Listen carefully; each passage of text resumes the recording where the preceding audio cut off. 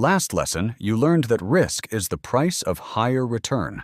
Today, you'll learn the one trick that lets you lower your risk without giving up any of that return. It's called diversification, and finance people love calling it the only free lunch in investing. Here's why. Imagine two companies. Company A sells umbrellas. Company B sells sunscreen. In a rainy year, umbrella cupboards booms. Sales up, stock up 20%. But Sunscreen Co. has a terrible year. Nobody's buying sunscreen in the rain. Stock flat at 0%. In a sunny year, it flips. Sunscreen cupboard booms, up 20%. Umbrella Co. goes flat, 0%. Notice something. Over time, each company averages the same return, 10% a year. But which year you're in decides whether you feel great or terrible. Now here's the trick.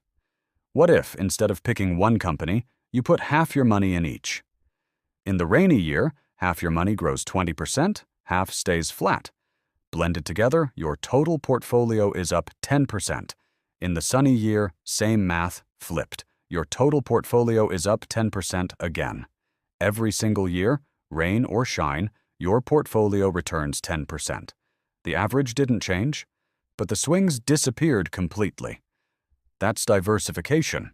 You didn't predict the weather. You didn't pick the right company.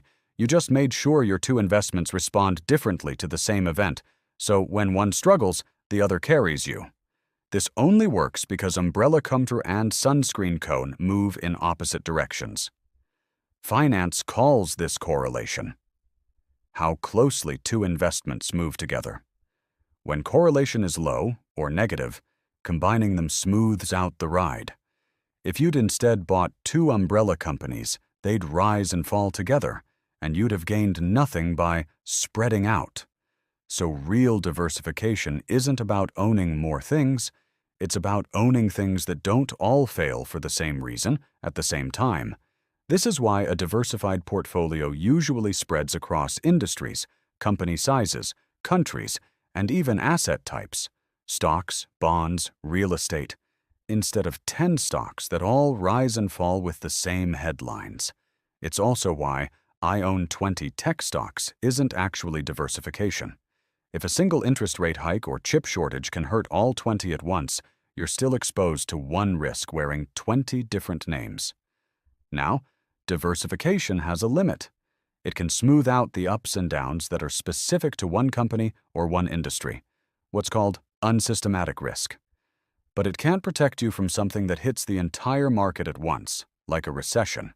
That's systematic risk, and no amount of spreading your money removes it completely. Still, removing even the avoidable risk for free without touching your average return is a rare deal in finance. Most of the time, more return means more risk.